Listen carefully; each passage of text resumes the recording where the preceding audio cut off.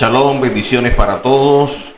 Seguimos estudiando este tema sobre el Mesías y en este caso abordar todo lo relacionado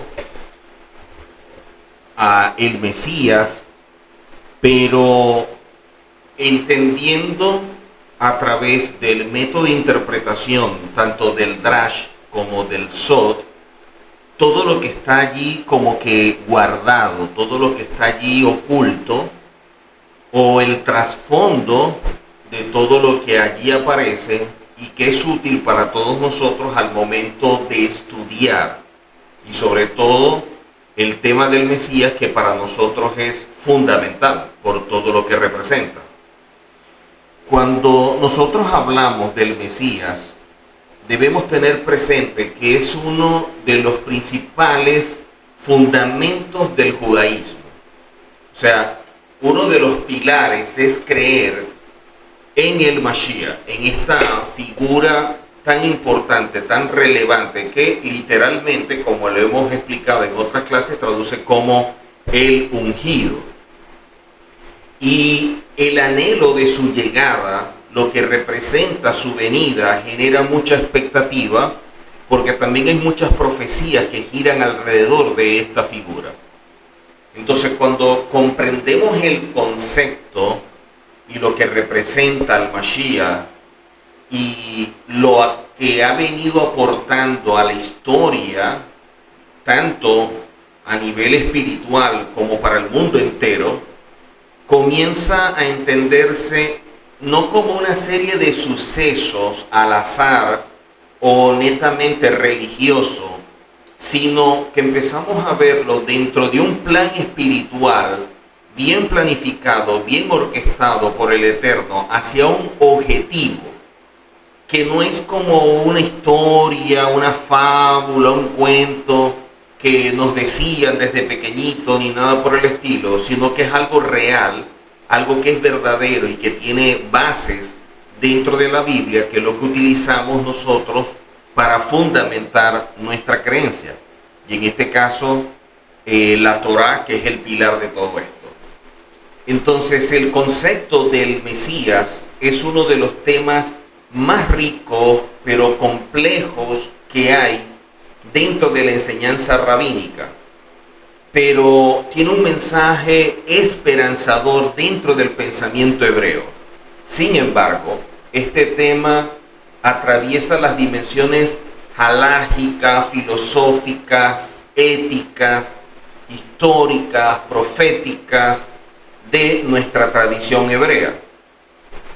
Desde la Torá, con los profetas y diversos libros que han surgido a lo largo de la historia de nuestro pueblo, y de allí todos los midrashim y comentarios modernos, la figura del Mesías representa no solo un redentor humano, sino un proceso espiritual y colectivo que tiene implicaciones profundas en la vida interior del ser humano y en la redención universal. Entonces vemos lo relevante que es este concepto.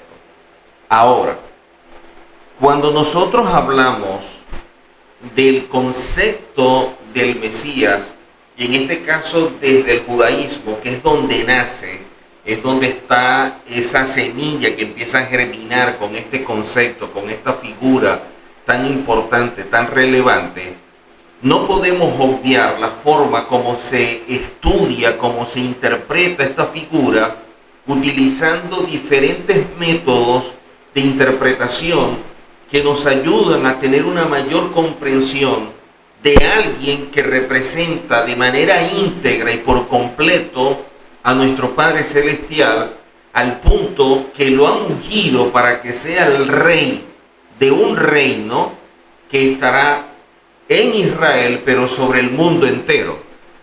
Por eso es que la palabra Mashiach significa literalmente el ungido, porque alude a un rey sobre el cual se ha vertido aceite sagrado, que es descendiente de David, que traerá una era de paz, de justicia, retorno a la Torá, restauración espiritual y muchas cosas que siempre se han enseñado y que giran alrededor de esta figura.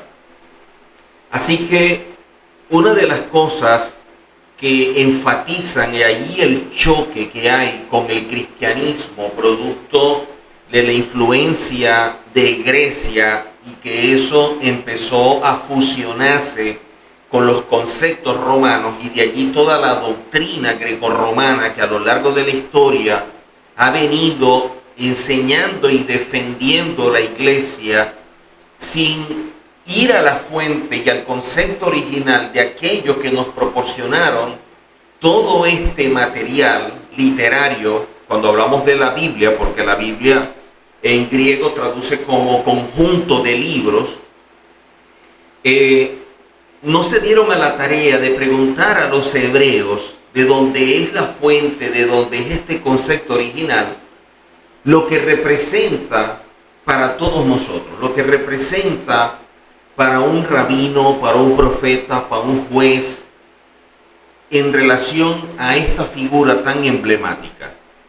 Y que esta figura, y vuelvo a repetirlo, el choque con el cristianismo es porque dentro de la mentalidad hebrea no se trata de una figura divina, no se trata de alguien que es visto como un Dios, tomando en consideración que la palabra Dios proviene de la expresión griega Zeus.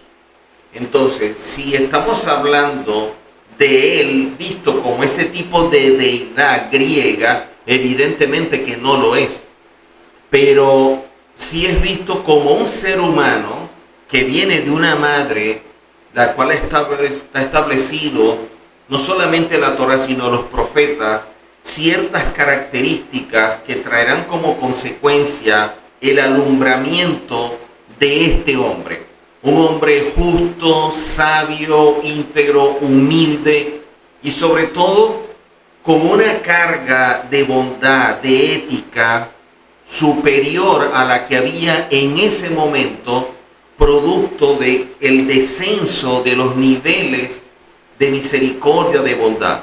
O sea, la gente de alguna forma no siguió trabajando sus cualidades, y eso trajo como consecuencia lo que empezamos a ver dentro de la provincia de Judea en el primer siglo. Pero este personaje, que es visto como el Hijo del Eterno, como el primogénito, y que posee una profunda conexión con el Eterno, es alguien que va a guiar al pueblo de Israel, pero también va a guiar al mundo. O sea, es alguien que se va a transformar como en una especie de líder mundial, trayendo un nivel de conciencia superior que nos permita poder acercarnos, poder apreciar lo que es la presencia del Eterno y lo que representa el Eterno. Así que este personaje es vital, es como un pilar dentro de nuestro pueblo, de sus enseñanzas y también de su fe y su esperanza. El rabino Yaakov Astor nos habla de que la mentalidad judía contiene tres componentes principales en relación al Mesías y los últimos tiempos, conocidos en el cristianismo como eventos escatológicos. El diccionario define la palabra escatología como una rama de la teología que trata sobre los eventos finales de la historia mundial.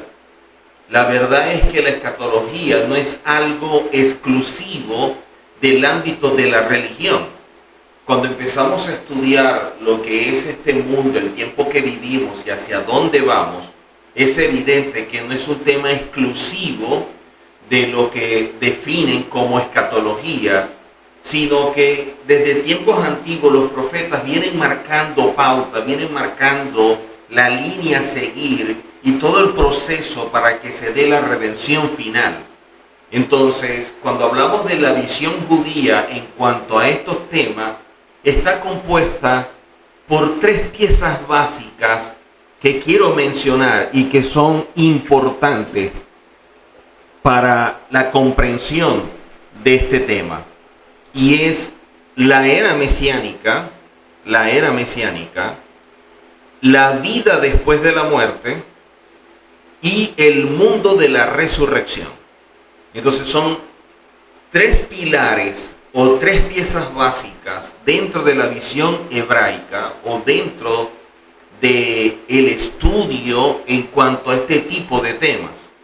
De acuerdo con las fuentes tradicionales judías, el Mesías será alguien que es un ser humano nacido de padres de carne y hueso, a diferencia, como dije previamente, de la creencia tradicional cristiana que lo considera como un Dios encarnado, y en pocas palabras, así como vemos nosotros en películas o en libros que hablan de los dioses de Grecia y cómo descendían y tomaban forma de hombre y tenían relaciones con mujeres y una serie de cosas.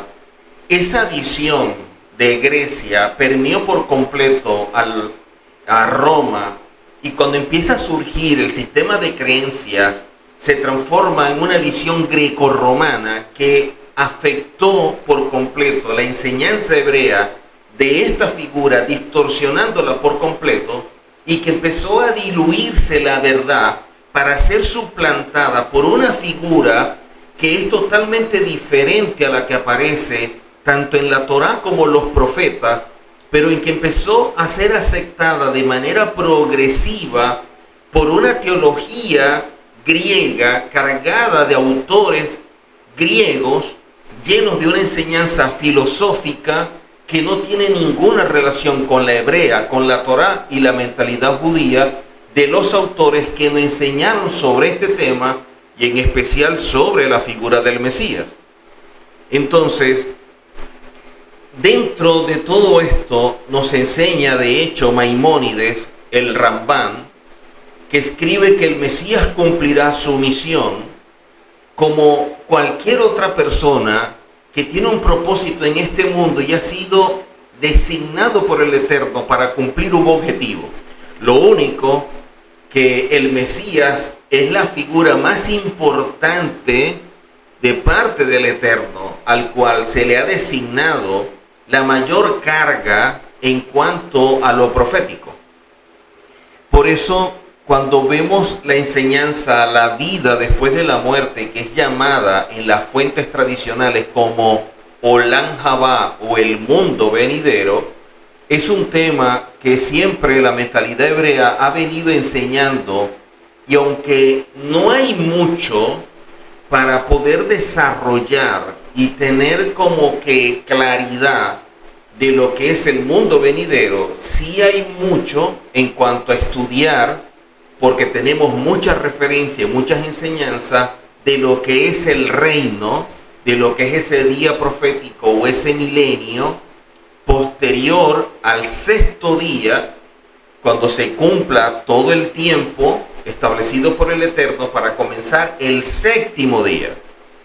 Así que al hablar de esto, vemos nosotros que hablar de el Olam Haba, del mundo venidero, siempre tenemos que pensar en función de lo que ha de suceder posterior al reino. O sea, nosotros vivimos en este momento en una edad presente que es conocida como Olam Hazé, y que eso dará apertura a lo que se conoce como el Malhut o como el reino.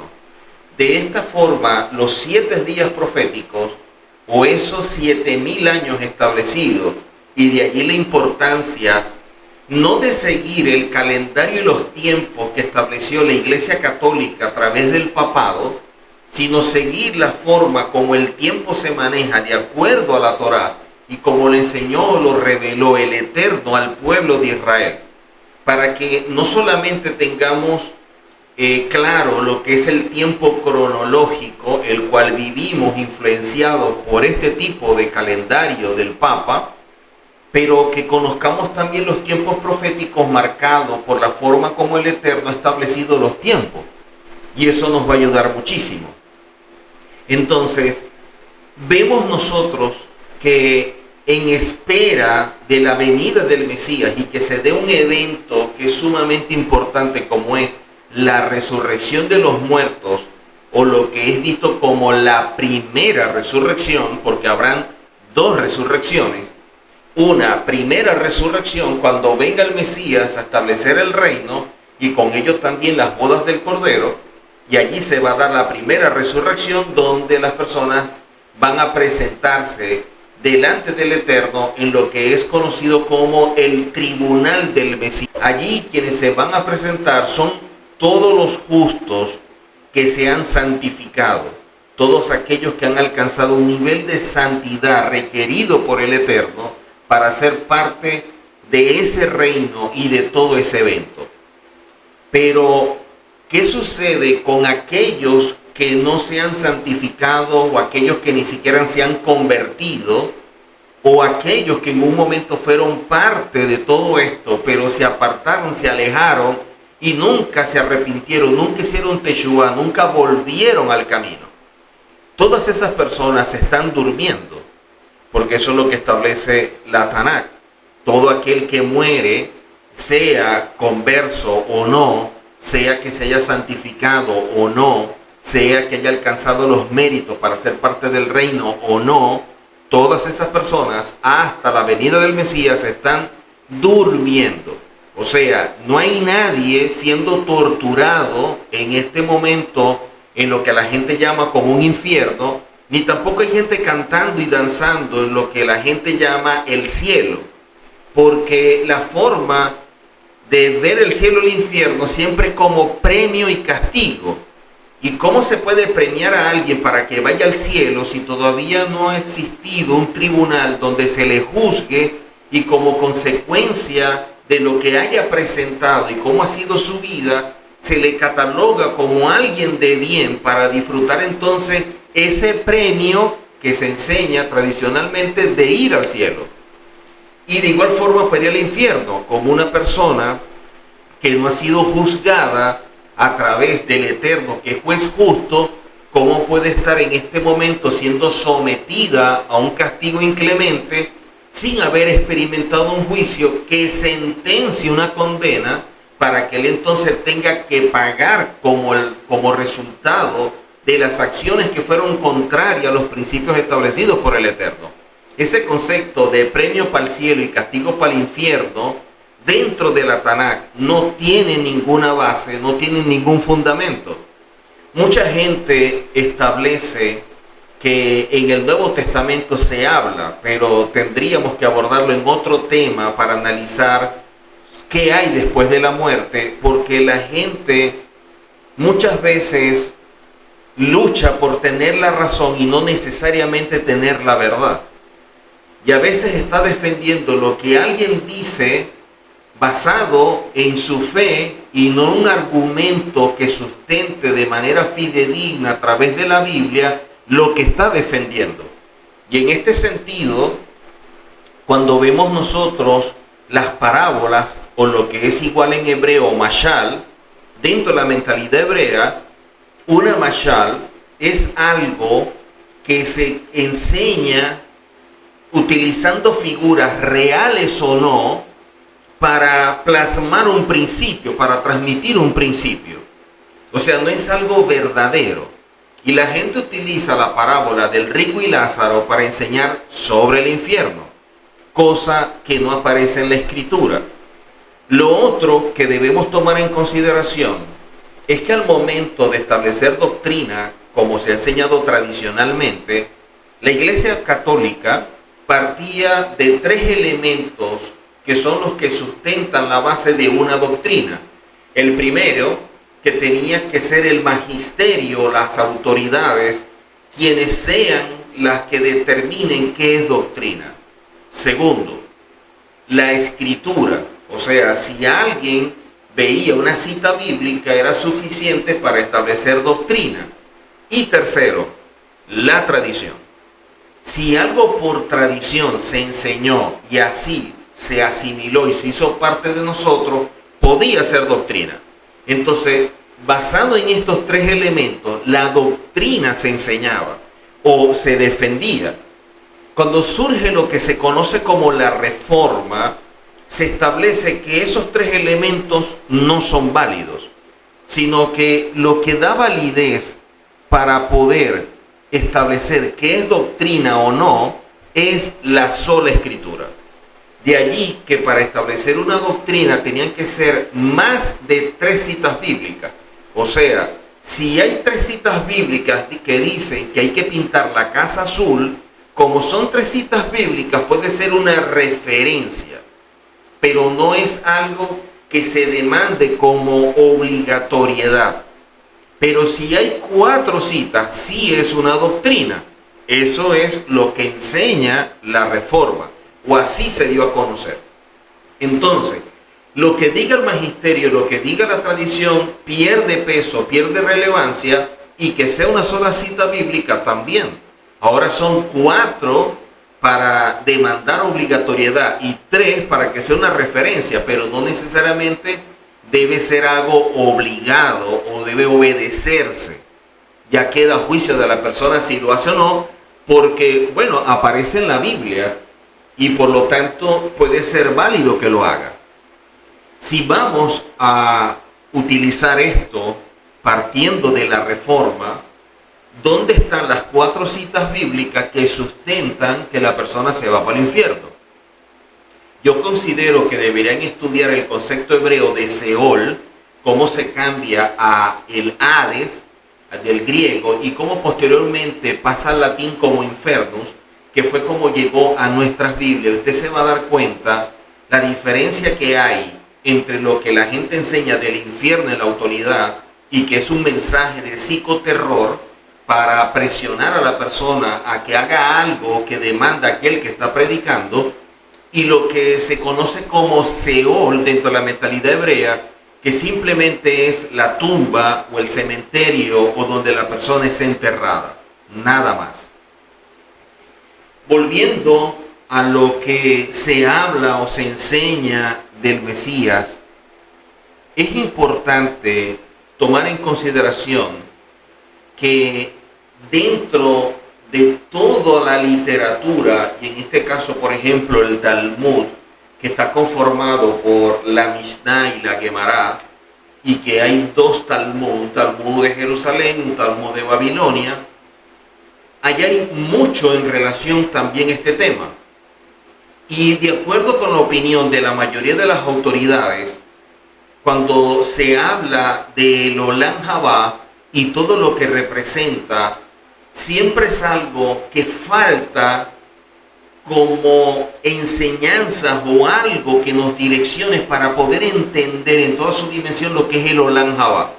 En cambio, en relación al Malhut, sí hay mucho por enseñar. Pero se enseña de forma contundente que ese Olam Habá o ese mundo venidero únicamente tendrá comienzo después del Mesías, mediante un evento conocido como el Gran Día del Juicio, o lo que es igual al Yom Hagadim Hagadol.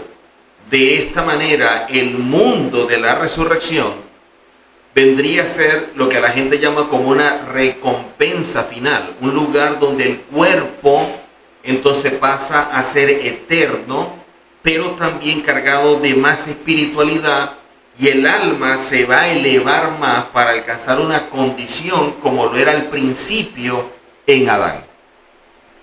Así que dentro del judaísmo se afirma que el propósito del hombre en este mundo es la utilización correcta de su libre albedrío para elegir el bien por encima del mal, y que de esta forma pueda obtener los sehud o los méritos que le permitan ser parte del reino.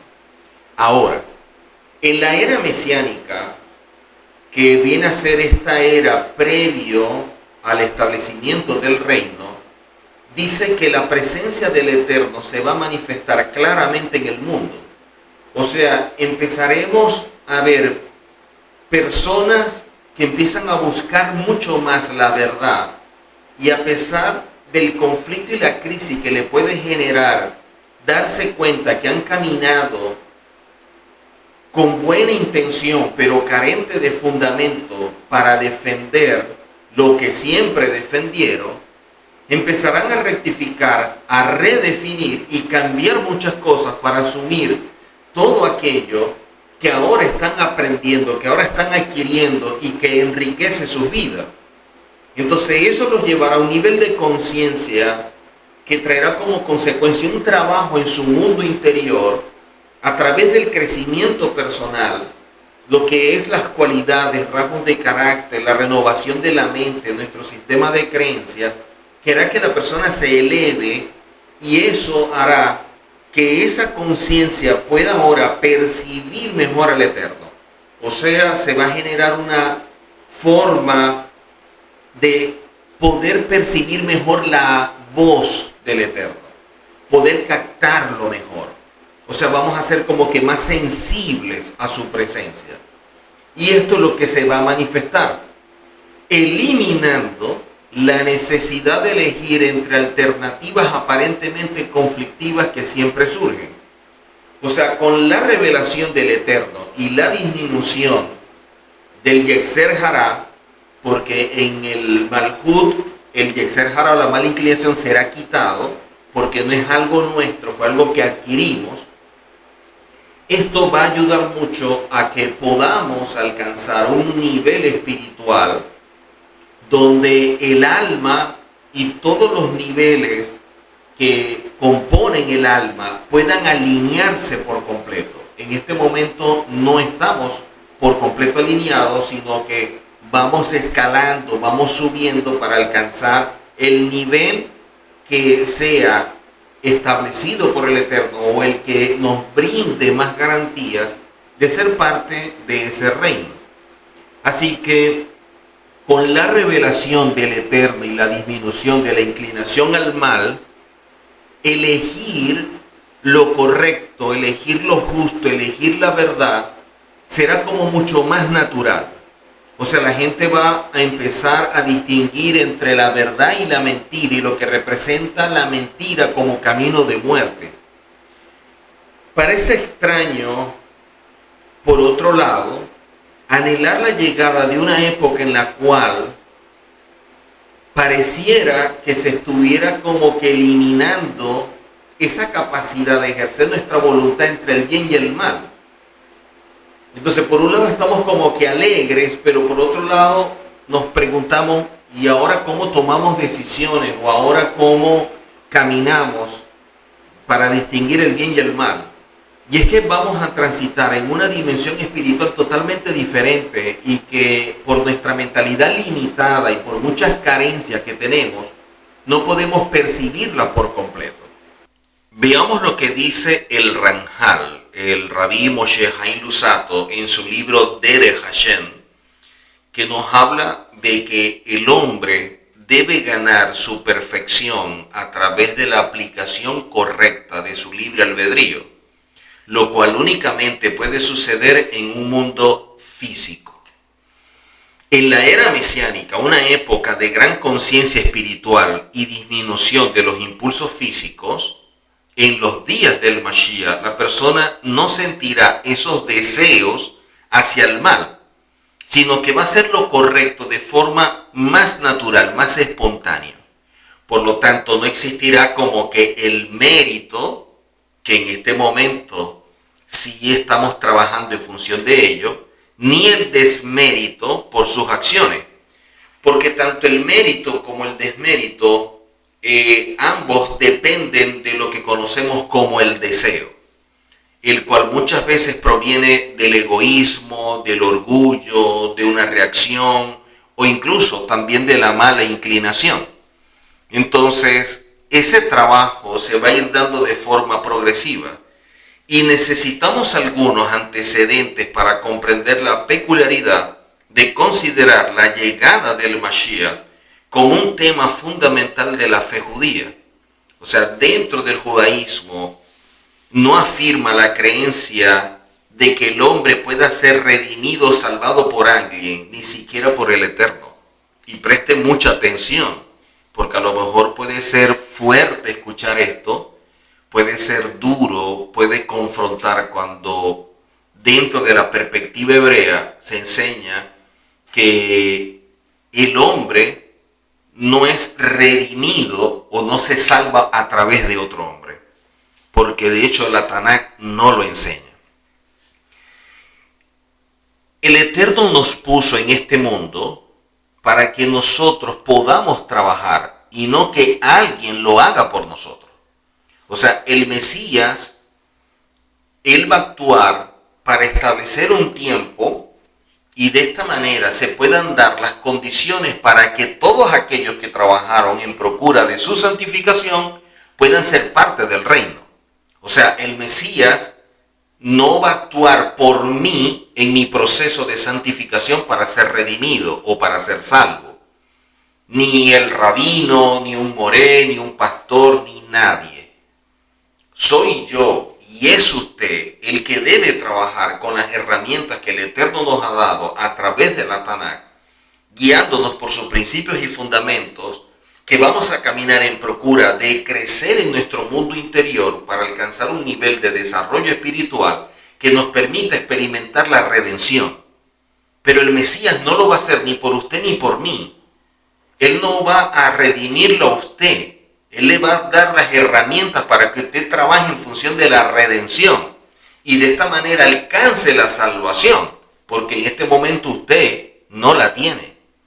No confunda la justificación como derecho legal por haberse convertido y pasar de criatura a hijo con la salvación, que es un evento futuro luego de experimentar la redención cuando venga el Mesías.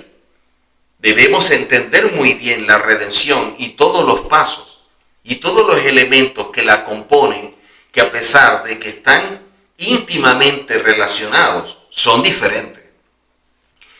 Mucha gente confunde la justificación con salvación, y ese es un problema que también tenemos producto de las versiones, cuando estas palabras las toman del hebreo y todas fueron unificadas en una sola en griego, y de allí pasó nuestras versiones en español, y por eso el problema con las versiones y de allí los conceptos que surgen. O sea, cómo caminar en una verdad si estamos leyendo algo que no tiene por completo la verdad. Y con eso no quiere decir que no vamos a leer la Biblia, sino que debemos leerla con cuidado. En este caso, por ejemplo, la Reina Valera 1960, que la gente la defiende como si fuera la que entregó el Eterno en Sinaí a Moisés. Y resulta que la Reina Valera 1960 tiene muchos errores. Tiene más de 250.000 variantes textuales, palabras que fueron añadidas, palabras que fueron quitadas, palabras que se suavizaron y una serie de cosas que alteraron por completo lo original. Y eso lo dice el mismo Casiodoro de Reina, todo lo que hicieron, y sobre todo Cipriano Valera, revisando el trabajo de Casiodoro de Reina. Entonces, dentro de la perspectiva hebrea, no es el Eterno, no es el Mesías el que va a trabajar por mí para ser redimido, para ser salvo. No. El Eterno estableció un plan de redención, el Mesías cumplió con su rol, ahora nos toca a nosotros trabajar en función de ser redimidos y salvos con todo lo que ellos nos han dado. Ahora, el Eterno nos puso en este mundo para que nosotros podamos hacer ese trabajo y de esta manera alcanzar la redención. Y eso es mediante el ejercicio de lo que es el libre albedrío. Ahora, ¿cómo yo puedo usar el libre albedrío de forma correcta cuando yo no tengo la Torá, que es la que determina qué es la verdad y la mentira, o lo que es la verdad y la muerte? ¿Cómo yo puedo decir esto es lo correcto y esto no? ¿Cómo yo puedo acercarme al Eterno si no tengo la Torá? O sea, nosotros necesitamos la Torá porque es la voluntad del Eterno expresada en letras, no es ley. Torá traduce como instrucción, téngalo presente. Entonces, si yo tengo la Torá, ahí tengo la verdad absoluta, y entonces yo puedo evaluar, y a pesar de mis limitaciones, la Torá me va a indicar la forma de proceder, y eso me va a ayudar a que yo tome una decisión apegada a la Torá, y de esta manera caminar en la verdad que se traduce en vida y se traduce en bendición. Así que todo el sentido de nuestra vida y no simplemente existencia en este mundo, radica en que las condiciones que prevalecen lo conviertan en un ambiente adecuado para que nosotros como seres humanos entremos en un proceso de transformación, de cambio. Porque cuando venga el Mesías a establecer el reino, nos vamos a presentar en función de en quiénes nos convertimos. No qué es lo que tenemos, sino quiénes somos. O sea, el trabajo de la Torá es hacer que volvamos a nuestra esencia, nuestra alma pura, reforzar esa identidad dada por el Eterno cuando nos creó a su imagen y semejanza, y de esta forma fortalecer nuestra vida para caminar conforme a su propósito. Entonces, para poder comprender a dónde nos lleva el Mashiach con todo esto, necesitamos entender primero de dónde venimos, que es del jardín del Edén. O sea, la decisión de Adán y Java de comer del árbol del conocimiento provocó que debieran abandonar el jardín del Edén, siendo necesaria la existencia de un período mesiánico para establecer el reconocimiento universal del Eterno. El Ranjal, en Derech Hashem, hablando del pecado de Adán, dice que irrumpe el equilibrio entre el bien y el mal. O sea, cuando Adán y Eva fueron creados, se hallaban constituidos de dos elementos que son antagónicos. O sea, hablar del cuerpo, que es la parte material, y hablar del alma, del Neshama, que es la parte espiritual, son antagónicos porque se manejan en dimensiones diferentes. Por eso es que fuimos creados con una doble yod. Cuando dice Vayexe, aparece con una doble yod. Y cada yod representa un mundo con el cual se siente conectado mejor cada uno de estos elementos. Sea el Neshama o el alma con lo espiritual y el cuerpo con lo terrenal. Entonces son dos mundos a los cuales tenemos acceso, pero nuestro deber es poder caminar conforme a lo espiritual, de donde viene la verdad, en este plano terrenal donde está la realidad y poder unificarlo. Entonces, de esta forma, el medio ambiente donde nosotros nos manejamos contiene tanto el bien como el mal. Y él se encontraba equilibrado entre los dos con la posibilidad de elegir hasta dónde inclinarse. Esas fueron las condiciones que originalmente se tenían. O sea, la decisión adecuada hubiera sido escoger el bien. Si lo hubiese hecho, su alma habría prevalecido sobre su cuerpo y lo espiritual habría dominado sobre lo físico. Es lo que enseña el Ranjal. Entonces habría alcanzado de inmediato la perfección, gozando de ella por la eternidad. Pero cuando Adán pecó, las cosas se alteraron radicalmente y con el pecado se incrementó el mal. O sea, hubo un desbalance, tanto en el hombre mismo como en toda la creación. Por lo tanto, el proceso para alcanzar la perfección o la elevación espiritual se complicó todavía más. O sea, cuando fuimos creados había como un equilibrio, pero producto de la decisión del Adán, la balanza se fue hacia un lado, que no es el mejor. Entonces, volver a estabilizar es complicado. Y así como eso se desbalanceó en lo espiritual, en lo interno, hablando de nuestro temperamento, de nuestro carácter, sus rasgos, sus cualidades, también se desbalanceó por completo. Y es lo que debemos equilibrar. El rabino Eliyahu Dessler, en sus cartas de Eliyahu, en el volumen 3, dice que el pecado creó la falsa percepción de que la realidad es física. Antes del pecado, Adán tenía el nivel para poder vivir en el jardín del Edén, que era, como ya hemos explicado, un estado de conciencia de la realidad, de que la creación es espiritual y que lo material es simplemente una vestimenta que esconde la verdadera naturaleza de la realidad.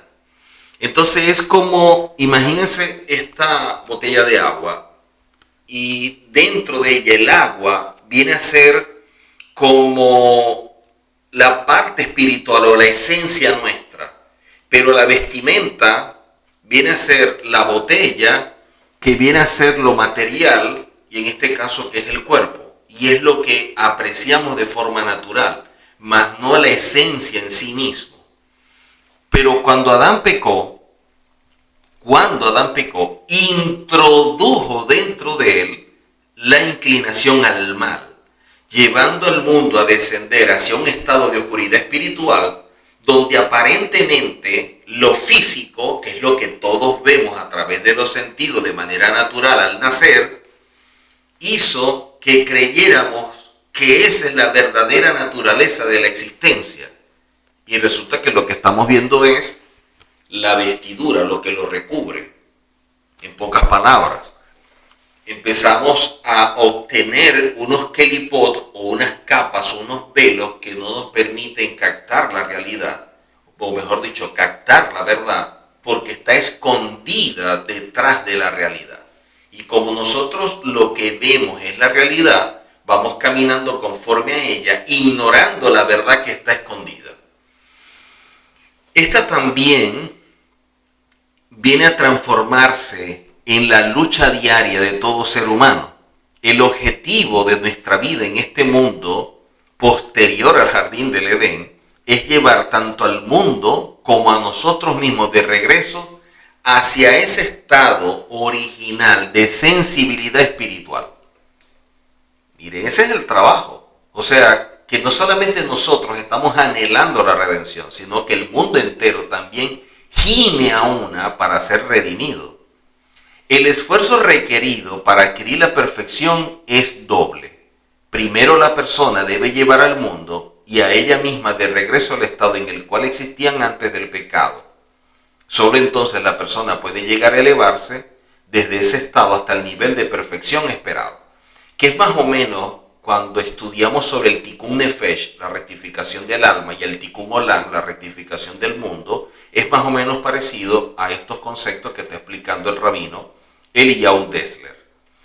Él dice posteriormente, la manera para poder regresar al jardín del Edén es cultivar la conciencia respecto a que la realidad es espiritual. O sea, la realidad viene a ser el resultado de lo que espiritualmente está escondido.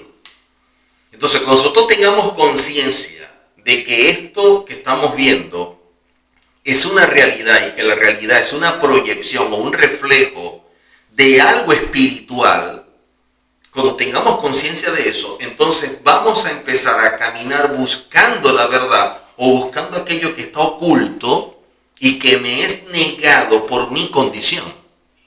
Entonces, la manera de poder corregir esto es que la persona se esfuerce. La persona debe esforzarse por encima del ocultamiento. O sea, nosotros tenemos que esforzarnos para poder ver por encima de aquello que está oculto.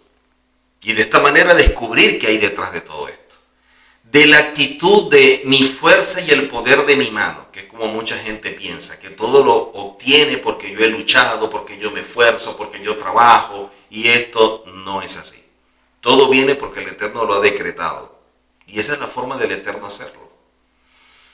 En el cual el hombre se ve a sí mismo actuando y regulando todo. Debe llegar al reconocimiento interno y claro de que la verdadera naturaleza de la existencia es espiritual.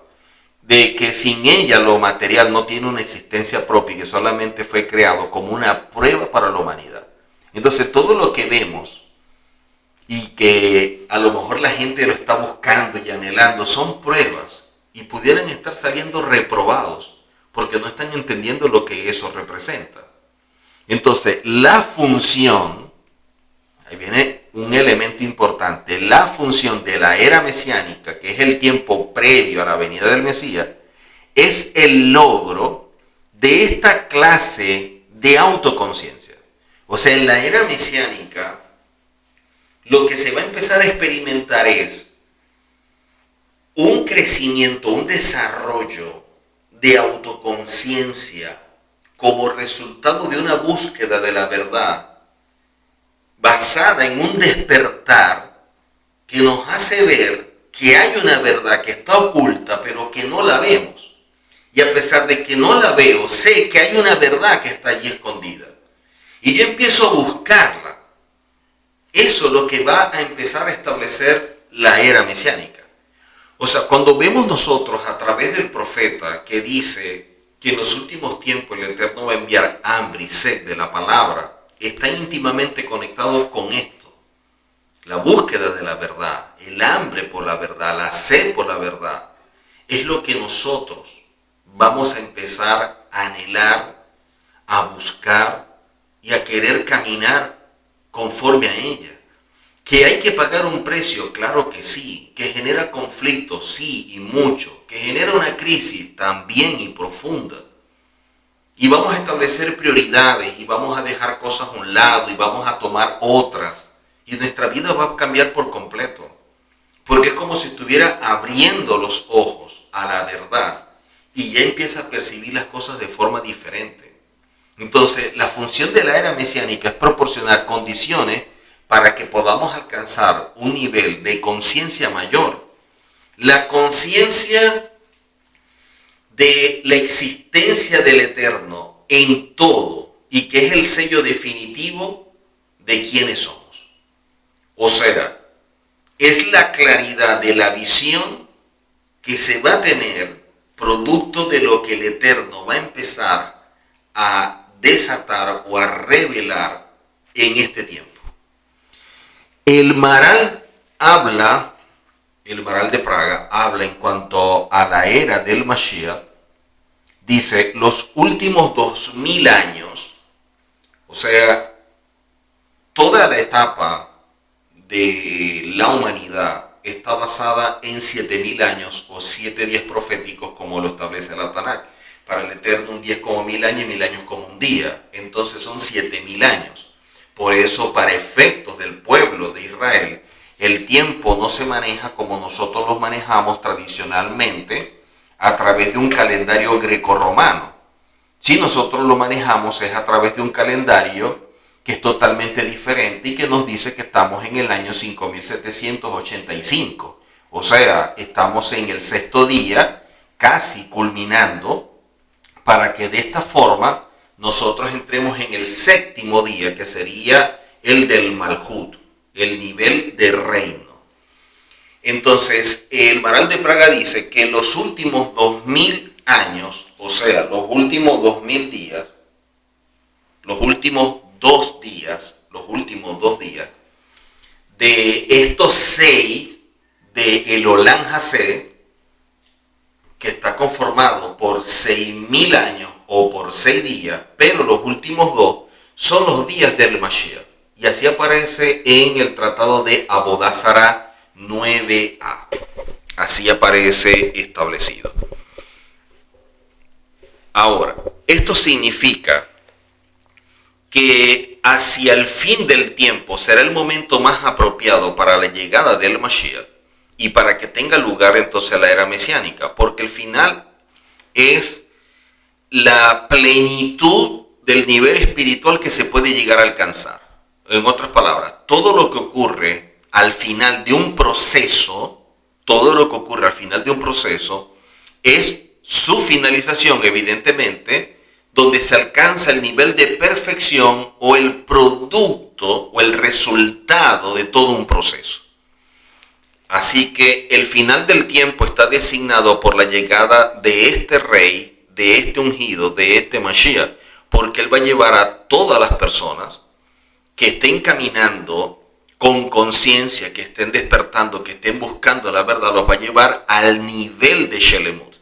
O sea, todo lo que nosotros empezamos como trabajo, como proceso, al final, él nos va a ayudar mucho más para que alcancemos aquello que no hemos podido hacer por tener unas condiciones que no nos los permitían, pero que ahora en el ámbito espiritual se están dando nuevas condiciones y esas nuevas condiciones son las que nos van a ayudar. Entonces, de esa forma es que nosotros vamos a empezar a ver las cosas totalmente diferentes a como las vemos ahora. Así que es importante destacar que el Mesías viene a completar ese trabajo establecido por el Eterno a través del plan de redención para perfeccionar todo este mundo. O sea, este mundo al ser redimido va a cambiar por completo, va a volver a su condición original, Y de esta manera experimentaremos el momento más adecuado para entonces culminar con esta edad presente o con este Olam Hazé para ser parte del Olam Haba.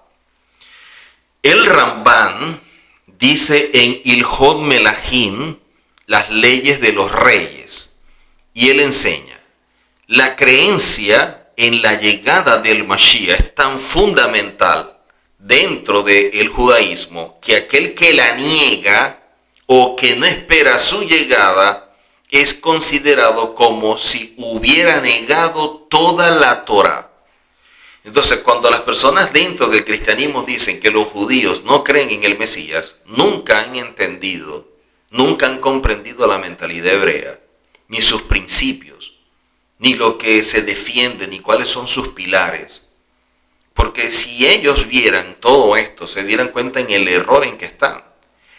Que de alguna forma no crean en este momento que ese Mesías que tanto anhela, que tanto defiende y que se enseña desde tiempo antiguo es Yehoshua, es diferente a decir que no creen en el Mesías.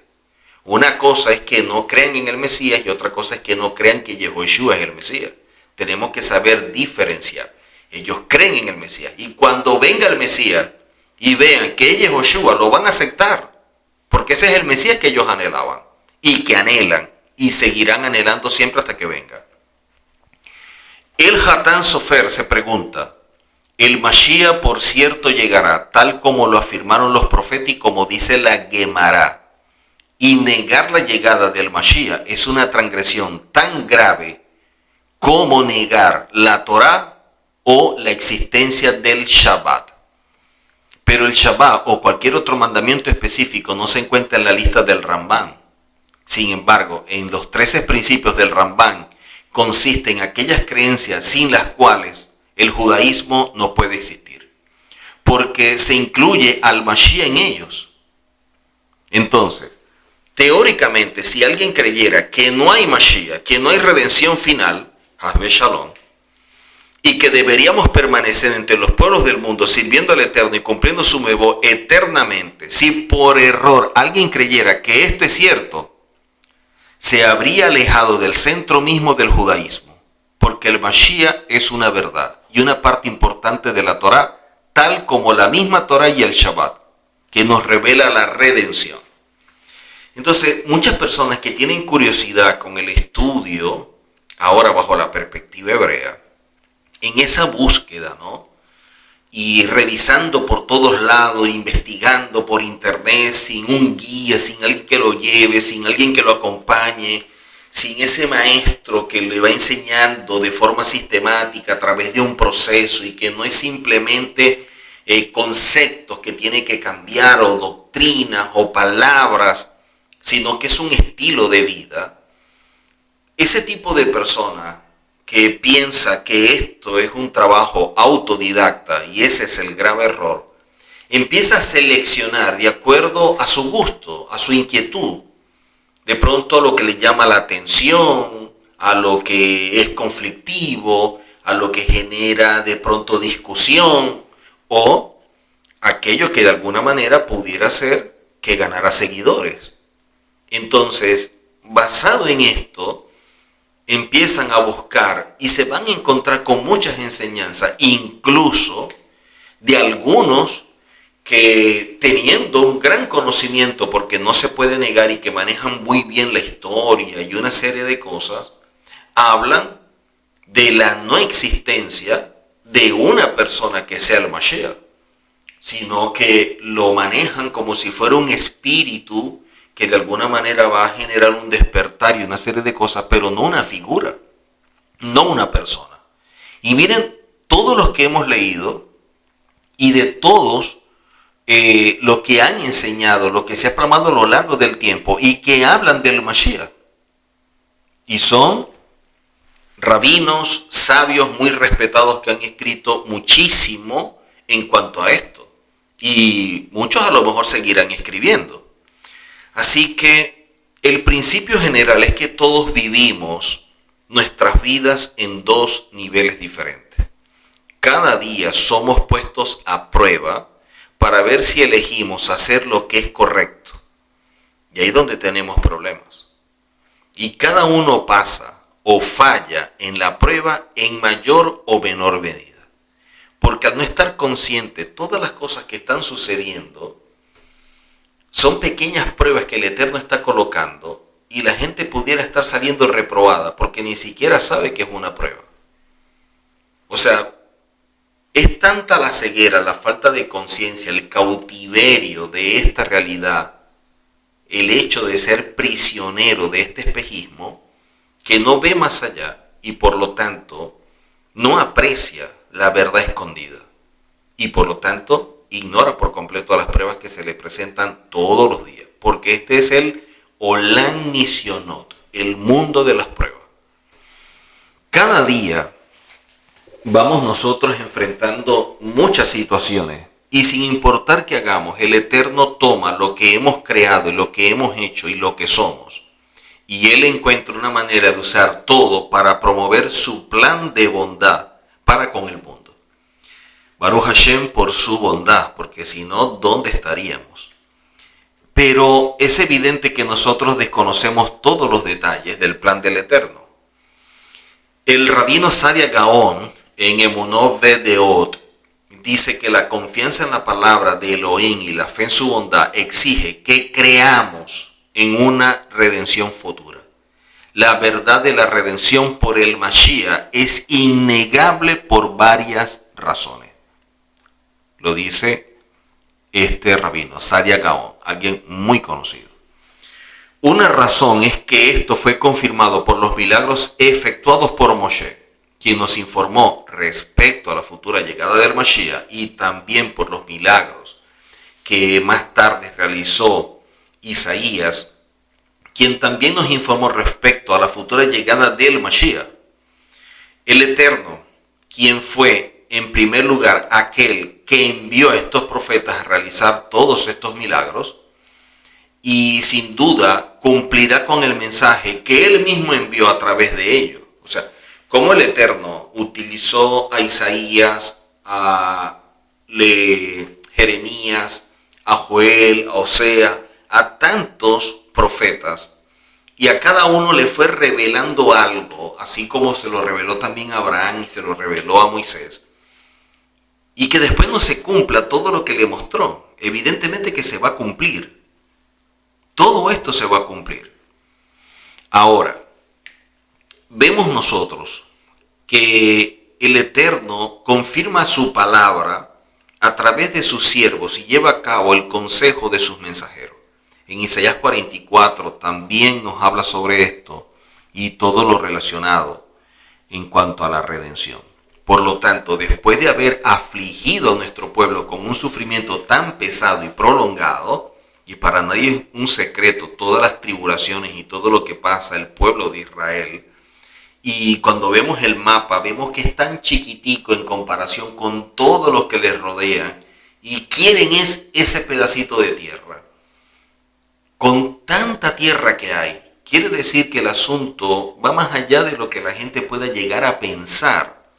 Y por eso ver a Israel como un país más es el grave error que se ha cometido a lo largo de la historia en la iglesia y sobre todo en lo que la gente llama escatología. El Rambán en Sanedrín 10.1 dice que durante la era mesiánica el reinado volverá al pueblo judío en la tierra de Israel. El Mashiach, quien será su rey, establecerá su lugar de reinado en Sión, en Jerusalén.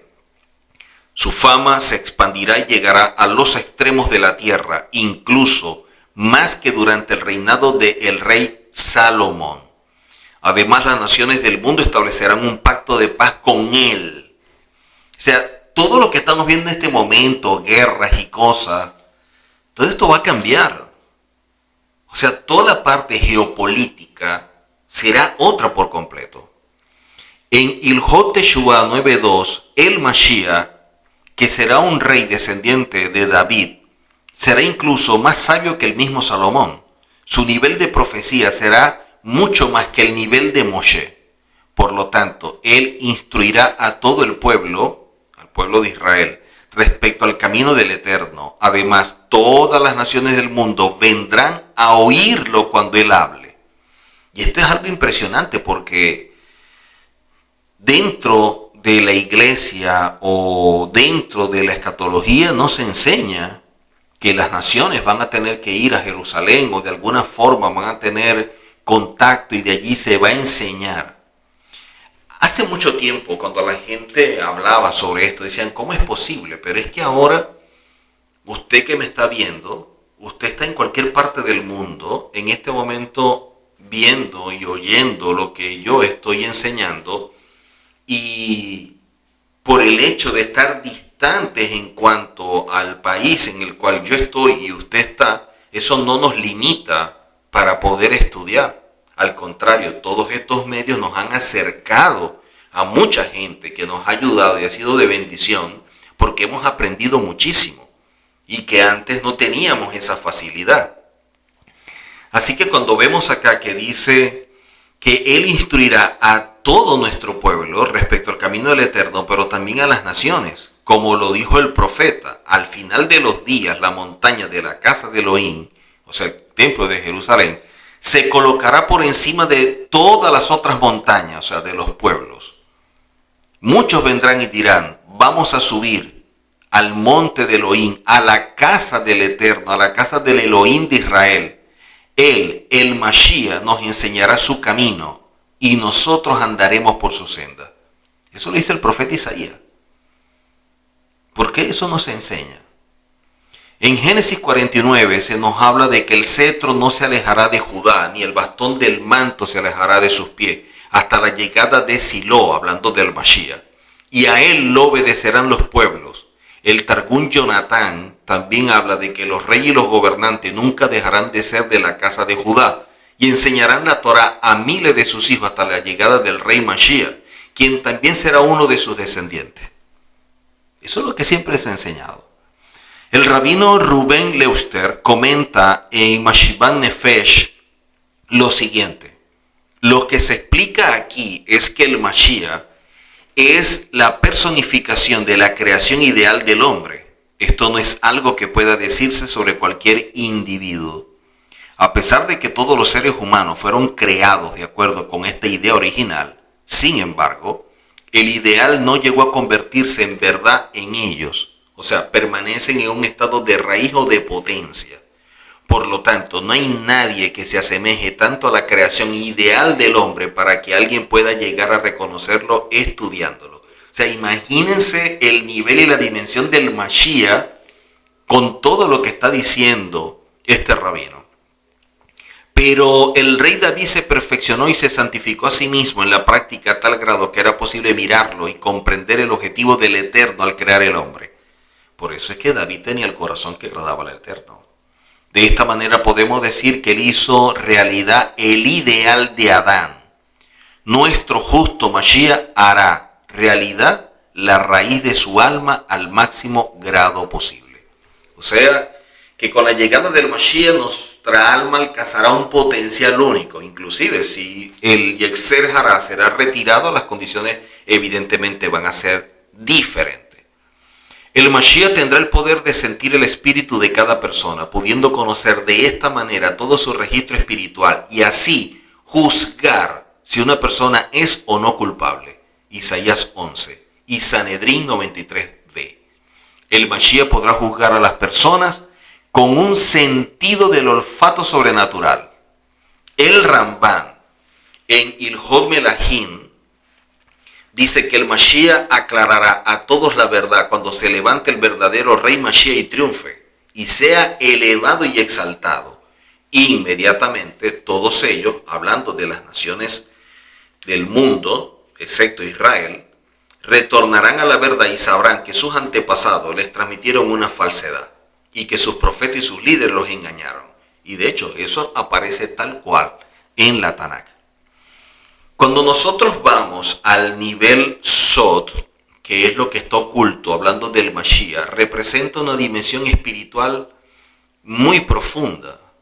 Dentro de la misma Cábala se enseña que el Mashiach es una manifestación de la luz divina, del Or Ein Sof, que desciende a los mundos inferiores para reparar, y allí el Tikkun, las vasijas rotas del universo. Según el Zohar, hay dos Mashiach. el Mashiach ben Yosef, redentor sufriente que prepara el camino, y el Mashiach ben David, redentor triunfante que completa la redención. Ambos representan distintos aspectos de la divinidad en acción dentro del mundo. El primero actúa en el nivel de Geburah, de juicio, y el segundo en el nivel de Gesed, de misericordia.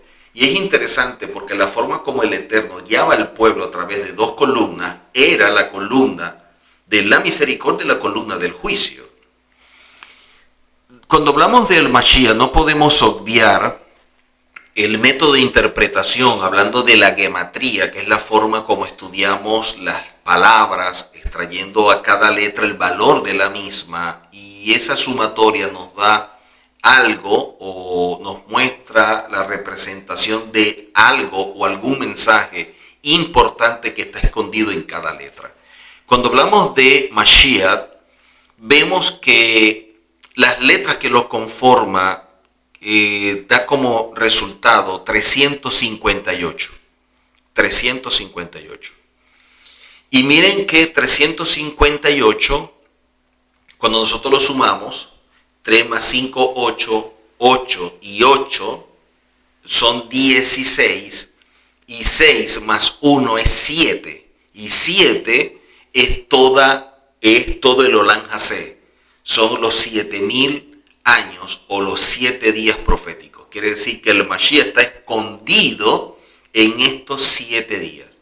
Pero curiosamente, y eso yo lo enseñé en otra oportunidad y está en nuestro canal Caminando en la Torá, curiosamente el Mashiach tiene el valor numérico de serpiente, de Nahash. Y ahí explico algunas cosas interesantes en cuanto a esto, porque en el desierto se levantó la serpiente y todo lo que representa. Y esto revela que el mismo potencial de caída en forma representativa de la serpiente es también el potencial de redención, utilizando a la figura que lo representa, que es el Mashiach, que es el que rectifica la caída original del hombre en el Edén. Hay otro método parecido a la gematría que es notaricón.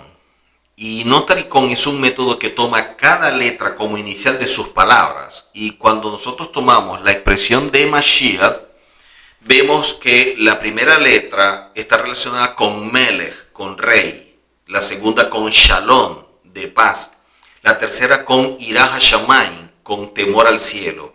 Y la última con Jokma, que es la sabiduría. O sea, a través de este método de interpretación, esto alude que el Mashiach es un rey de paz que actúa con sabiduría y temor del cielo. Y es lo que el profeta enseñó en relación al Mashiach. Viendo la dimensión oculta del Mashiach y siguiendo con lo que es el Sod, el Mashiach no es solo una persona externa, sino también una conciencia interna.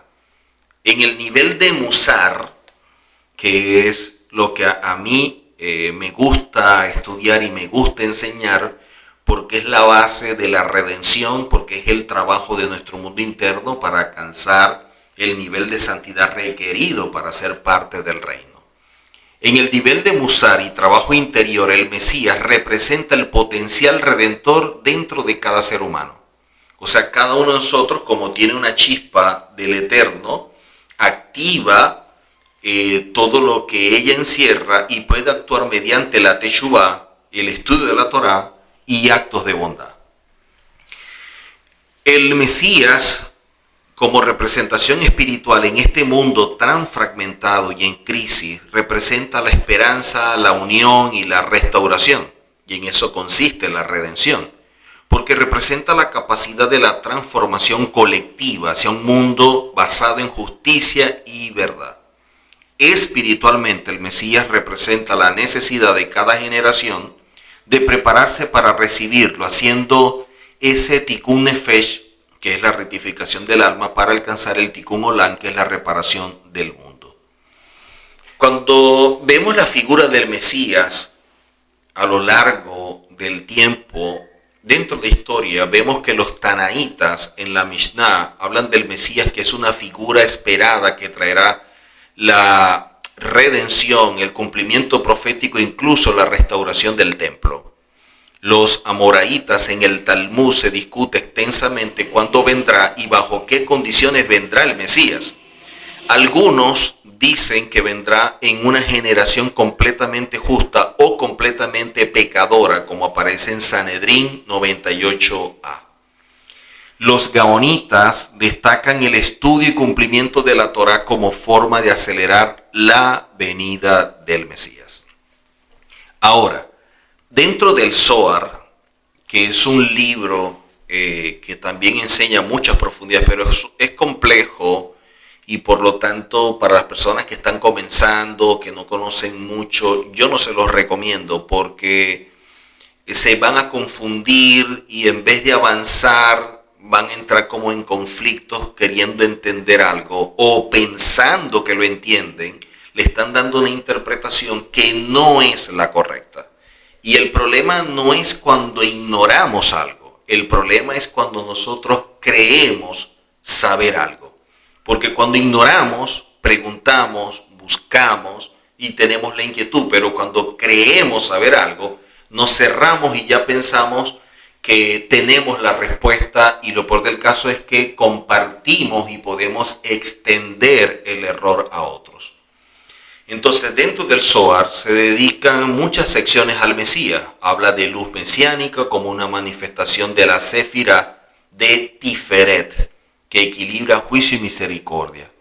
También el Zohar habla también que en los días del Mesías la tierra estará llena del conocimiento de Hashem como las aguas cubren la mar, que eso aparece también dentro de la Tanakh. En el Sefer Yetzirah, aunque no menciona directamente al Mesías, trata de las letras hebreas y su relación con la creación, ya que los cabalistas interpretan que el Mesías es quien tiene dominio sobre el lenguaje creador. Es decir, que el Mesías es capaz de revelar las combinaciones espirituales que restauran el orden divino.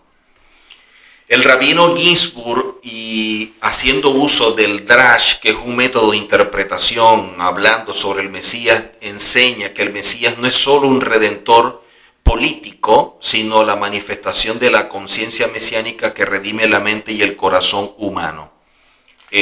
Usando el Drash nos muestra que el Mashiach ben Yosef simboliza la ciencia, la tecnología, la acción concreta y Mashiach ben David representa la espiritualidad, la Torah interior, la meditación. Y ambos deben unirse para lograr la redención completa. Así que el Mesías no es una figura del futuro, sino una presencia que debe ser cultivada en el presente. O sea, nosotros debemos tener conciencia del Mashiach, lo que representa, lo que aporta, lo que significa para efectos nuestros en cuanto a la redención y la posterior salvación. Es un llamado a la transformación personal, pero de alguna manera también es colectiva, porque el objetivo es que nosotros podamos conectarnos con el cielo, con esa dimensión espiritual, pero que ayudemos a otros que también se puedan conectar. Así que desde la gematría, utilizando todos estos métodos, los que dicen los rabinos, o el Talmud, o el Musar, o la Cábala, el Mesías es una figura importante en cualquier elemento o método que queramos ver dentro del judaísmo y el estudio bajo la perspectiva hebrea, porque el Mesías es la esperanza viva de un mundo redimido. Y cada acción positiva que hacemos, cada pensamiento elevado, cada estudio de la Torá va acercando esa luz, pero también hace que brote la luz interna que tenemos nosotros. Como enseñan nuestros sabios, en cada generación nace una chispa del Mesías. Todo depende de si somos capaces de despertar esa chispa. Así que ya queda de nuestra parte realizar ese trabajo de despertar esa luz interna, que podamos rectificar, trabajar nuestro mundo interior, equilibrar nuestras cualidades, trabajar los rasgos de carácter, prestar atención al temperamento, al carácter, porque todo eso es un trabajo que es el que nos permite alcanzar un desarrollo espiritual, el que permite que tengamos conciencia, que podamos percibir la verdad. Y lamentablemente la gente no está atendiendo eso, está buscando enseñanzas que no le están aportando nada, aunque le descifra de pronto muchas inquietudes y le aclara muchas interrogantes que tiene, que no es malo, pero sobre todo por el hecho que la gente estudia, así como cuando se va a un restaurante y la gente tiene un menú y escoge lo que más le gusta. Muchas personas tienen comezón de oír y buscan un maestro que le enseñe lo que ellos quieren, no lo que se debe y lo que los ayuda para alcanzar un desarrollo espiritual a través de un trabajo profundo en lo interior. No, ellos buscan a alguien que le aclare misterios, que la parte mística, que la meditación y que le implique esto y lo otro, y a la final siguen estancados, siguen siendo las personas con los mismos problemas internos, siguen siendo personas con problemas y conflictos personales y en cualquier área de su vida tienen también sus crisis. Así que seamos un poco más sabios, empecemos a buscar la verdad y busquemos a alguien en quien poder confiar para que nos enseñe la verdad, más allá de lo que esto pueda generar como impacto en nuestra vida, porque pensamos que tenemos la verdad y resulta que al empezar a estudiar nos damos cuenta que no es así. Muchos simplemente activan su mecanismo de defensa y por asuntos a veces hasta de orgullo rechazan la verdad porque es muy duro para ellos aceptar de que no tienen la razón y peor aún que no tienen la verdad. Entonces, reconocer que han caminado en la mentira, no porque se hizo de forma intencional, sino por falta de una formación académica correcta por parte de aquel que le enseñó, la persona simplemente le da la espalda a la verdad para seguir viviendo su mentira y reforzar el cautiverio en la realidad en la cual está preso. Así que los insto, los motivo a que puedan estudiar, que puedan buscar la verdad, que puedan cada día tratar de esforzarse, de luchar por crecer, por mejorar, y que cuando venga el Mesías podamos entonces adquirir aquello que nos falta para alcanzar ese nivel que nos permita ser parte del Malhut y con ello también experimentar la redención y la salvación. Nos vemos en una próxima oportunidad. Shalom y bendiciones.